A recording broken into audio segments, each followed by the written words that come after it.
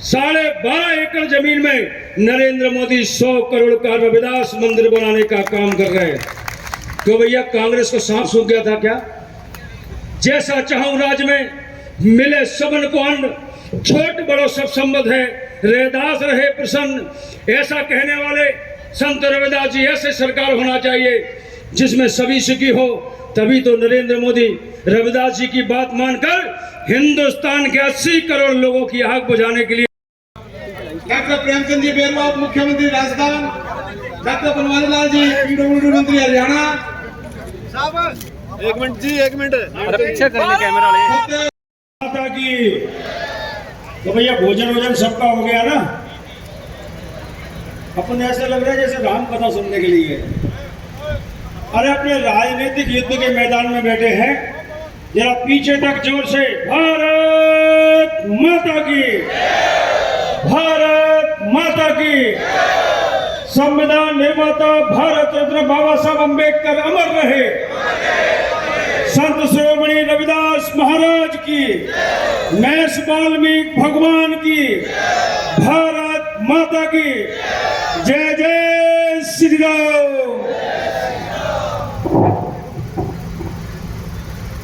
हिसार में अनुसूचित जात के इस विशाल सम्मेलन में मंच पर विराजमान राजस्थान में उप मुख्यमंत्री,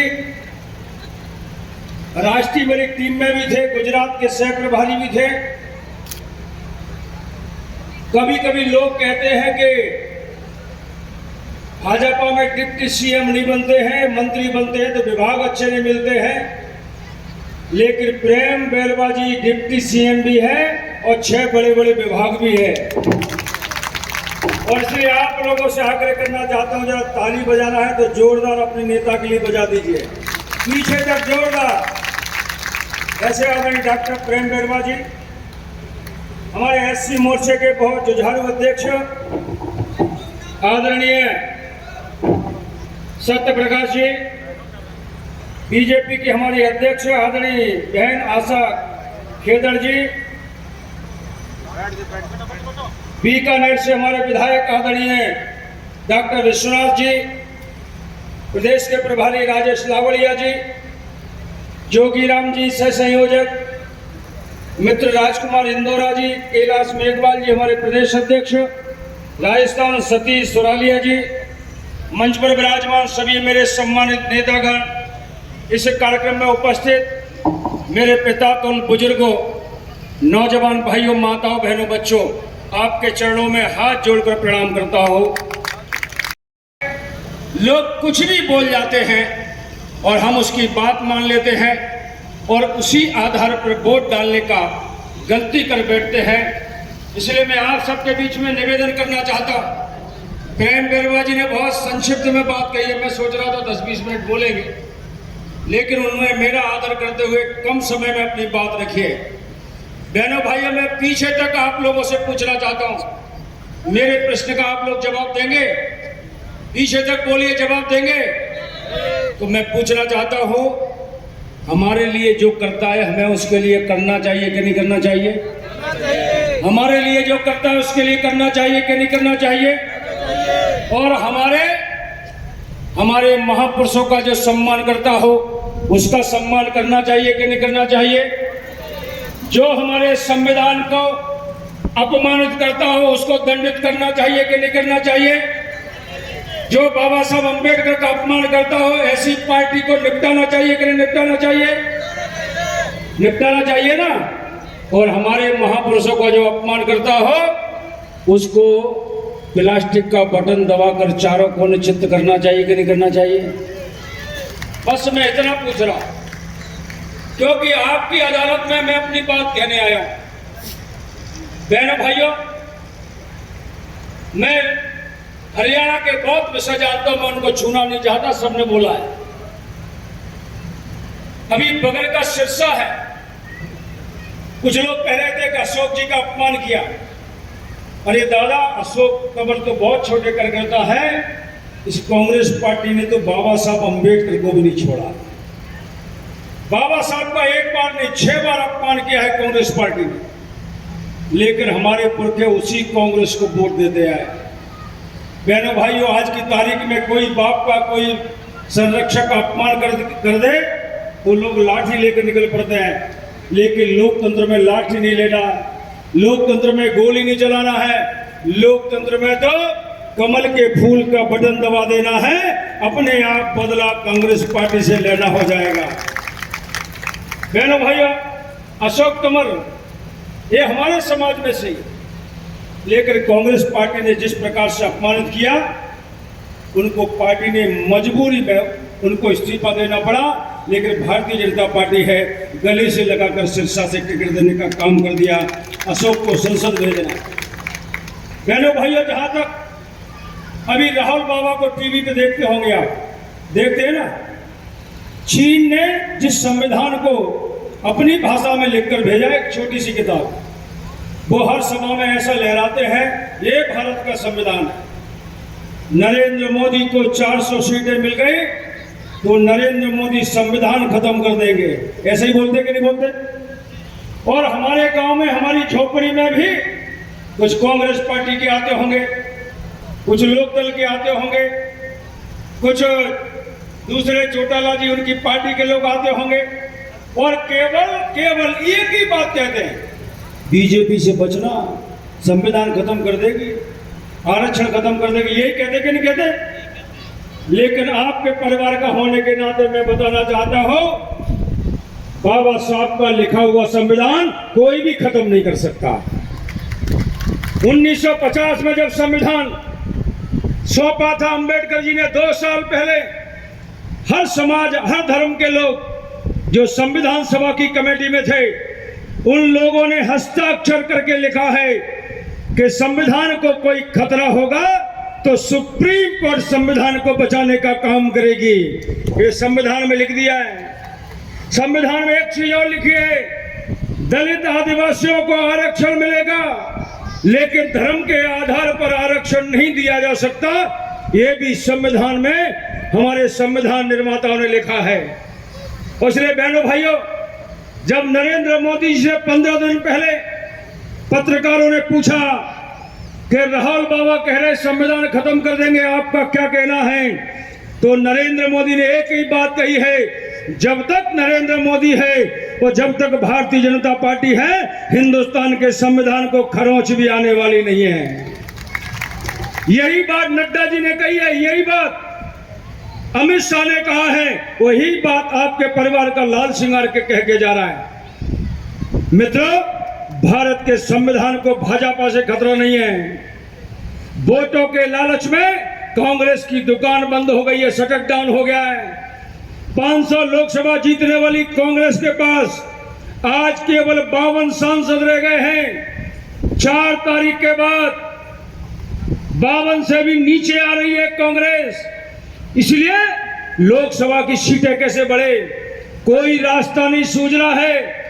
एक ही रास्ता सूझ रहा है, दलितों को भड़काओ, आदिवासियों को भड़काओ, महिलाओं को भड़काओ और कैसे भी वोट कबाड़ो। मैं परिवार के लोगों में पूछना चाहता हूं, 75 साल हो गए भारत को आजाद हुए। 1950 से लेकर अभी तक भारत के संविधान में 103 संशोधन हुए हैं, जिसमें 90 से ज्यादा संशोधन, 90 से ज्यादा छेद कांग्रेस पार्टी ने किए हैं। 90 संशोधन हो जाते, संविधान खत्म नहीं होता है।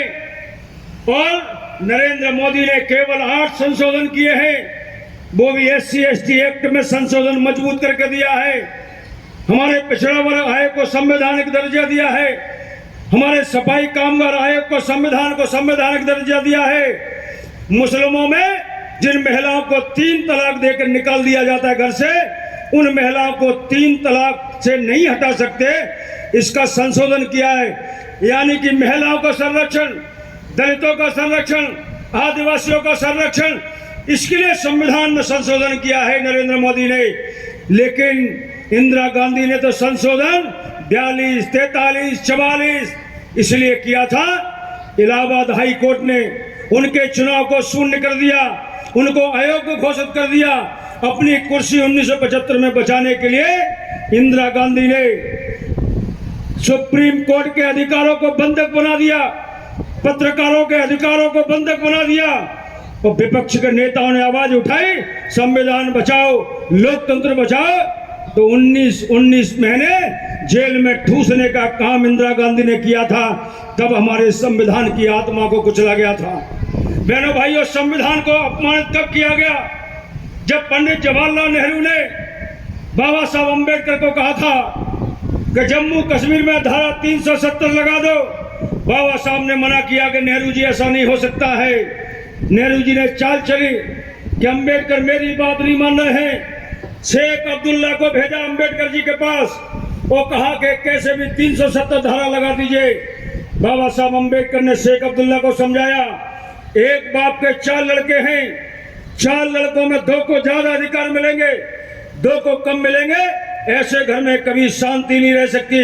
और इसलिए पूरा भारत कमाए और केवल जम्मू कश्मीर को खिलाए, ऐसा कभी नहीं हो सकता।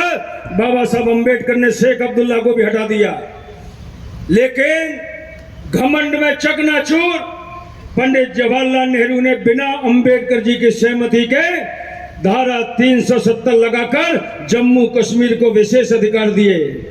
बताइए, बाबा साहब ने मना किया, इसके बाद भी 370 लगा दी, यानी कि हमारे भारत का अपमान, संविधान का अपमान किया। अरे एक देश में एक संविधान होना चाहिए, एक परिवार में एक नियम होना चाहिए, एक ही कानून होना चाहिए। एक देश में 2 कानून क्यों? अम्बेडकर के मना करने के बाद भी भारत के संविधान का अपमान करने का काम कांग्रेस पार्टी ने किया। वो धारा 370 के कारण हमारे दलितों का क्या नुकसान हुआ? ये नुकसान हुआ कि जम्मू कश्मीर में दलित आदिवासियों के बच्चों को नौकरियों में आरक्षण बंद हो गया और विधानसभा की सीटों में आरक्षण नहीं था। लेकिन 3 साल पहले बाबा साहब अम्बेडकर के सपनों को पूरा करने वाले नरेंद्र मोदी जी ने धारा 370 खत्म की। वैसे ही जम्मू कश्मीर में दलितों को, बेटों को नौकरियों में आरक्षण मिलना चालू हो गया। वैसे ही जम्मू कश्मीर में 7 सीटें दलितों के लिए और 9 सीटें आदिवासियों के लिए पहली बार विधानसभा में आरक्षित हो गई। बहनों भाइयों, बताइए, ये आरक्षण दिलवाना चालू कर दिया मोदी जी ने। ये जम्मू कश्मीर में 370 हटाकर संविधान का सम्मान किया है। क्या नरेंद्र मोदी संविधान खत्म कर सकते हैं क्या? और इतना ही नहीं किया बहनों भाइयों, है मेरे परिवार के लोगों, मैं आपको बताना चाहता हूं, इस कांग्रेस पार्टी ने संविधान को कई बार अपमानित किया, लेकिन संविधान लिखने वाले बाबा साहब अम्बेडकर को भी नहीं छोड़ा है। बहनों भाइयों, आपको मालूम होगा, गूगल सर्च करना, 1952 में बाबा साहब अम्बेडकर जी पहला उत्तर मुंबई से चुनाव लड़े।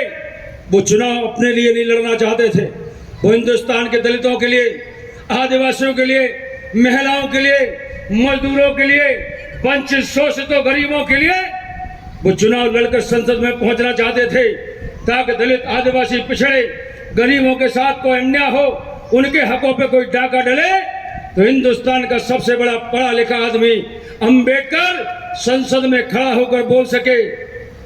एक कांग्रेस के लोग ऐसा नहीं कर सकते हो, इसलिए कांग्रेस ने सोचा ना रहेगा बांस और ना बजेगी बांसुरी। इसलिए अंबेडकर जी को हराने का पाप 1952 के चुनाव में कांग्रेस ने किया। 1954 में भंडारे का चुनाव लड़ा बाबा साहब अम्बेडकर ने, उपचुनाव था।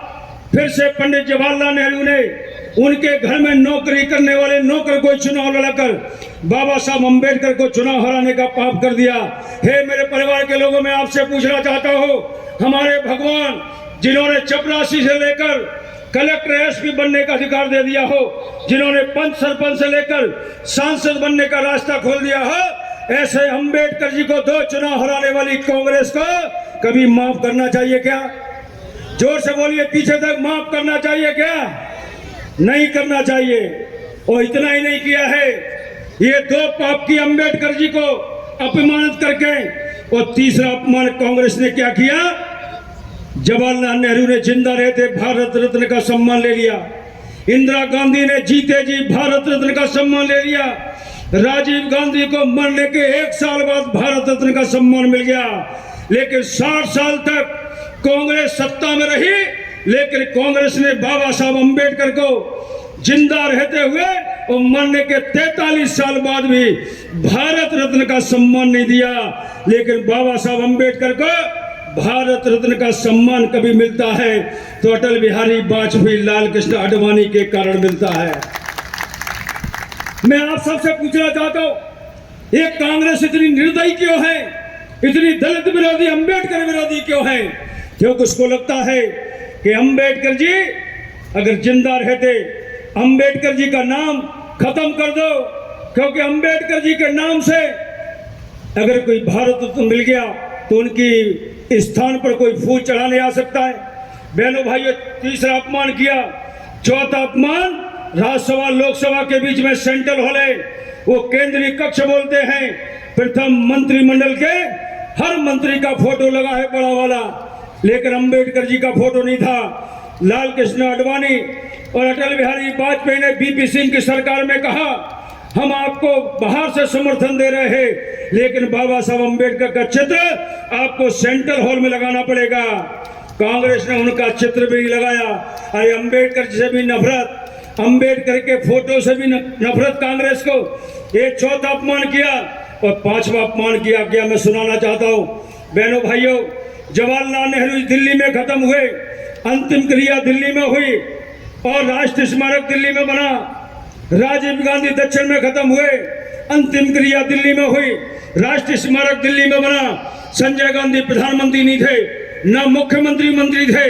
उत्तर प्रदेश के आजमगढ़ में खत्म हुए, अंतिम क्रिया दिल्ली में हुई, राष्ट्रीय स्मारक दिल्ली में बना। हे मेरे परिवार के लोगों, मैं पूछना चाहता हूं, बाबा साहब अम्बेडकर 26 अलीपुर रोड दिल्ली में खत्म हुए, अंतिम क्रिया कहां होना चाहिए थी? जोर से बोलिए, कहां खत्म होना चाहिए थी? लेकिन कांग्रेस ने उनकी अंतिम क्रिया नहीं होने दी। कांग्रेस ने उनकी अंतिम यात्रा भी दिल्ली में नहीं निकलने दी और कांग्रेस ने उनका राष्ट्रीय स्मारक भी दिल्ली में नहीं बनने दिया। क्योंकि संविधान लिखने वाले का राष्ट्रीय स्मारक दिल्ली में होता तो चीन का, अमेरिका का, रूस का राष्ट्रपति आता तो आने के बाद 4 फूल उनके चरणों में चढ़ा जाते, अंबेडकर फिर से जिंदा हो जाते। इसलिए कांग्रेस की चाल थी कि उनका राष्ट्रीय स्मारक मत बनाइए। लेकिन मैं जिस पार्टी का कार्यकर्ता हूं, मेरा सीना चौड़ा है और मैं खुलेआम कहना चाहता हूं, 26 अलीपुर रोड पर अगर बाबा साहब अम्बेडकर का किसी ने राष्ट्रीय स्मारक बनाया है तो 100 करोड़ का राष्ट्रीय स्मारक नरेंद्र मोदी ने बनाकर तैयार कर दिया। मैं आपसे पूछना चाहता, बाबा साहब अम्बेडकर को चाहने वाले प्रधानमंत्री है कि नहीं है? जोर से बोलिए, है कि नहीं है? और बहनों भाई, इतना ही नहीं हुआ है, अम्बेडकर जी के जीवन से जुड़े हुए 5 स्थान हैं। मध्य प्रदेश में जन्म स्थान, शिक्षा भूमि लंदन, दीक्षा भूमि नागपुर, चैत्य भूमि मुंबई और परिनिर्माण भूमि दिल्ली। ये 5 स्थान है। 5 स्थानों में राष्ट्रीय स्मारक कांग्रेस ने एक भी नहीं बनाया।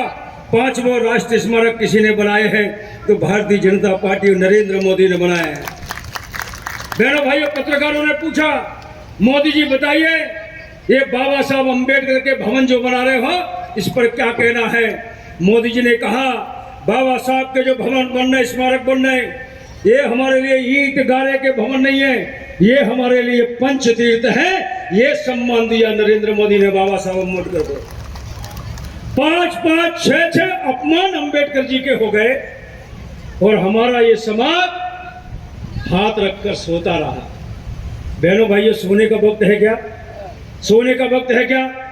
जागने का वक्त है क्या? नहीं है। इसलिए जागिए। बाबा साहब अम्बेडकर के 6 बार अपमान करने वाली कांग्रेस को हमें 25 तारीख को पेटी पे चारों कोने चित्त करना है। बोलो, सब लोग तैयार हो? सब लोग तैयार हो? बस 2-3 बातें कह के मैं अपनी बात समाप्त करना चाहता हूं। बहनों भाइयों, संत रविदास जी को कितने लोग जानते हैं? संत रविदास जी का नाम सुना है? कांग्रेस पार्टी के नेताओं से, प्रत्याशी से पूछना कि तुम्हारे प्रधानमंत्री ने किसी रविदास का एक भी मंदिर बनाया क्या? लेकिन मैं कहना चाहता हूं, मैं मध्य प्रदेश में मंत्री रहा हूं। पिछले 1 साल पहले मुझे शिवराज सिंह चौहान ने काम दिया था कि लाल सिंह, हमको 100 करोड़ का मंदिर बनाना है रविदास का। और मैं कह सकता हूं, 24 फरवरी 2023 को मध्य प्रदेश के बड़दुमा गांव सागर में 12.5 एकड़ जमीन में नरेंद्र मोदी 100 करोड़ का रविदास मंदिर बनाने का काम कर रहे हैं। क्यों भैया, कांग्रेस को सांप सूख गया था क्या? जैसा चाहूं राज में मिले सबन को अन्न, छोट बड़ो सब संबद्ध है, रैदास रहे प्रसन्न। ऐसा कहने वाले संत रविदास जी, ऐसे सरकार होना चाहिए जिसमें सभी सुखी हो। तभी तो नरेंद्र मोदी रविदास जी की बात मानकर हिंदुस्तान के 80 करोड़ लोगों की आग बुझाने के लिए फ्री अनाज देने का काम कर रहे हैं। कांग्रेस पार्टी ने कभी 1 किलो अनाज दिया क्या? कांग्रेस पार्टी ने कभी 1 किलो अनाज दिया क्या? नरेंद्र मोदी 80 करोड़ लोगों को 3.25 करोड़ अनाज दे रहे हैं। कांग्रेस पार्टी ने कभी गरीबों को मकान दिया क्या? नरेंद्र मोदी 4.5 करोड़ मकान गरीबों को दे चुके हैं। लेकिन किसी को ऐसा नहीं छोड़ा कि ये चमार है, ये कोली है, ये खटीक है, ये बेरवा है, ये बलाई है। ऐसा प्रधानमंत्री ने नहीं सोचा। प्रधानमंत्री ने तो कहा सबका साथ और सबका विकास, सबको मिलना चाहिए। हिंदू हो, मुसलमान हो, दलित हो, आदिवासी हो, पिछड़ा हो, सामान्य हो। बहनों भाइयों, 6,000 अगर किस्त डालते हैं मोदी जी तो दलित भाई के खाते में आती कि नहीं आती? बोली आती कि नहीं आती? अगर गरीबों को सिलेंडर मिला है तो दलित भाइयों को मिला कि नहीं मिला? अगर शौचालय सब गरीबों को मिला है तो दलित भाइयों को मिला कि नहीं मिला? तो जब सब नरेंद्र मोदी सम्मान भी कर रहे हैं, नरेंद्र मोदी जीवन कल्याण की योजना भी दे रहे हैं और नरेंद्र मोदी महापुरुषों का सम्मान कर रहे हैं, तो मैं परिवार के लोगों से पूछना चाहता हूँ, वोट किसको देना चाहिए? किसको देना चाहिए? पीछे तक बोलिए, किसको देना चाहिए? वहां भी बोलिए, पीछे तक किसको देना चाहिए? बीजेपी को देना चाहिए कि नहीं देना चाहिए?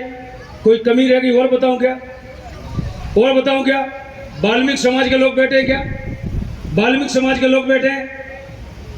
अरे अयोध्या में भगवान राम की प्राण प्रतिष्ठा बाद में हुई है, लेकिन नरेंद्र मोदी ने एशिया के सबसे बड़े हवाई अड्डे का नाम महर्षि वाल्मीकि रख दिया। रविदास जी, अंबेडकर जी, महर्षि वाल्मीकि के नाम से कांग्रेस को कभी जिंदगी भर याद नहीं आया कि कुछ करना चाहिए, लेकिन मोदी जी कर रहे हैं। और इसलिए मैं परिवार के लोगों के चरणों में हाथ जोड़कर निवेदन करना चाहता हूँ।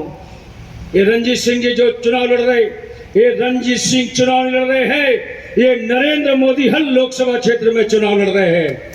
ये चुनाव जीत कर जाएंगे तो नरेंद्र मोदी को प्रधानमंत्री बनाएंगे, और दूसरा कोई जीत गया तो अंबेडकर का अपमान करने वाले को बनाएंगे। किसको बनाएंगे? रविदास को अपमान करने वाले को बनाएंगे, वाल्मीकि का अपमान करने वाले को बनाएंगे, संविधान का अपमान करने वाले को बनाएंगे। और इसलिए आप लोगों से निवेदन करना हो, 25 तारीख को वोट डालने जाओ तो वोट डालते समय, कमल का बटन दबाते समय अंबेडकर जी का अपमान और सम्मान दोनों याद रहना चाहिए। कमल के फूल का बटन दबाते समय याद रहे कि 6,000 खाते में मोदी डाल रहे हैं। कमल का फूल का बटन दबाते समय याद रहे मेरी बहनों को शौचालय देकर इज्जत देने वाला प्रधानमंत्री नरेंद्र मोदी है। कमल के फूल का बटन दबाते समय सोचिए 5 लाख का फ्री इलाज कौन करा रहा है? नरेंद्र मोदी। और अंबेडकर, रविदास, वाल्मीकि का सम्मान कोई कर रहा है तो मोदी कर रहे हैं। और इसलिए मैं हाथ जोड़कर पीछे तक कहना चाहता हूं, अगर रणजीत सिंह और मोदी जी को जिताना चाहते हो तो दोनों हाथ खड़े ऊपर करिए, दोनों हाथ खड़े करके। सब लोग तैयार हैं तो जोर से बोलिए, रणजीत सिंह जी संघर्ष करो, जोर और पीछे।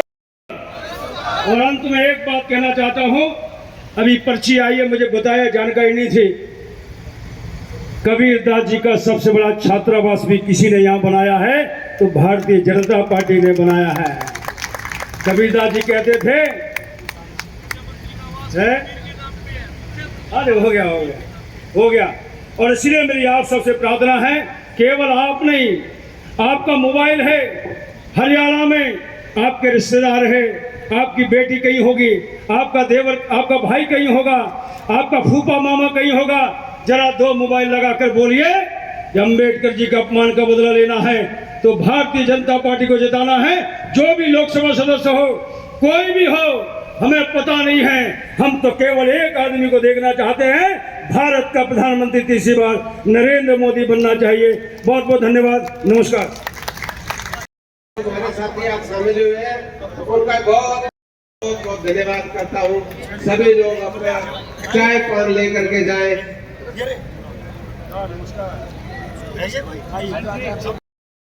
सियाराम अहलावत, कृष्ण सरपंच जी, राजकुमार जी, योगेश सरपंच हंसी, राजेश उकलाना, सुनील कैमरी, सुरेश ढाणी मेरकर, संदीप बरवाला, रोहतास नलवा, ये आए और पटका पहनकर और पगड़ी से भी स्वागत करें। पगड़ी से स्वागत करेंगे और बड़ी माला भी लेकर के आए। पहले गेटीपुर जी, बहन आशा खेदड़ जी, आप भी प्लीज साथ आकर के सहयोग करें। मुख्यमंत्री की फोटो तो नहीं आई। मैं निवेदन करूंगा महावीर जी से, जनाब इनको खुले खुले करके आओ, मुख्यमंत्री की फोटो वो पगड़ी पहना करके कटिंग करके लगा दिया। मुख्य अतिथि का स्वागत करें। आप सभी पिछले सुन लो यार साथियों, आगे आ जाओ, गर्मी में कोई वो नहीं हो जाएगा। बीच में आगे पिछले अपने अपने चेयर लेके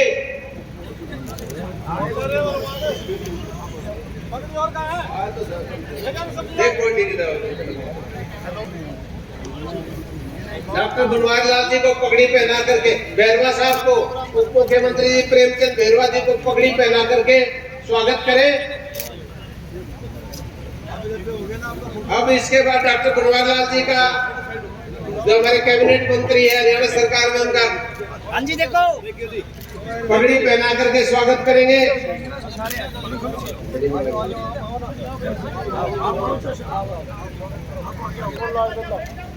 और डॉक्टर विश्वनाथ जी जो एक हफ्ता से आए हुए हैं हमारे बीच में राजस्थान से, और कैलाश मेघवाल जी हमारे राजस्थान के प्रदेशाध्यक्ष, इनका भी स्वागत। पीछे हो जाओ, पीछे बैक हो गए लो। अरे अपने गगनदीप जी का भी स्वागत पगड़ी पहना करके करेंगे। गगनदीप जी का, गगनदीप जी भी आए, एक बार आगे आ जाए, ये अपने चेयर के बीच में आ जाए प्लीज।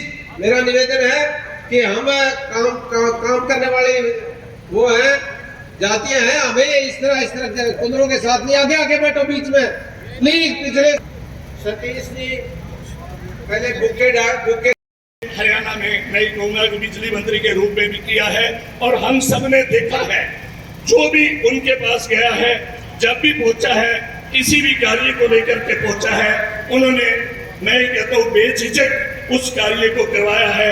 यही उनकी पहचान है, यही उसी पहचान को हमने देख करके उनको वोट करना है। आप सभी से निवेदन है कि हाथ खड़े करके, अपने दोनों हाथ खड़े करके ये बताओ कि वोट हम रणजीत सिंह जी को देंगे या नहीं देंगे? देंगे ना? देंगे क्या? तो इसी के अंतर्गत मैं से 3 बार के विधायक हैं, ये भी हमारे बीच में खाजूवाड़ा राजस्थान से पहुंचे हैं, इनका भी बहुत बहुत अभिनंदन है, स्वागत है। हमारे बीच में सीताराम जी लोगरिया, प्रदेश मंत्री एससी मोर्चा राजस्थान से पहुंचे हैं, इनका भी बहुत बहुत स्वागत है। हमारे बीच में हमारे आदरणीय यहाँ हमारे जिला के अध्यक्षा बहन आशा खेदड़ जी आई है। उप मुख्यमंत्री राजस्थान सरकार बैरवा जी हमारे बीच में पहुंचे, इनका यहाँ बहुत बहुत हार्दिक अभिनंदन स्वागत है। हमारे बीच में doctor Banwari Lal ji cabinet minister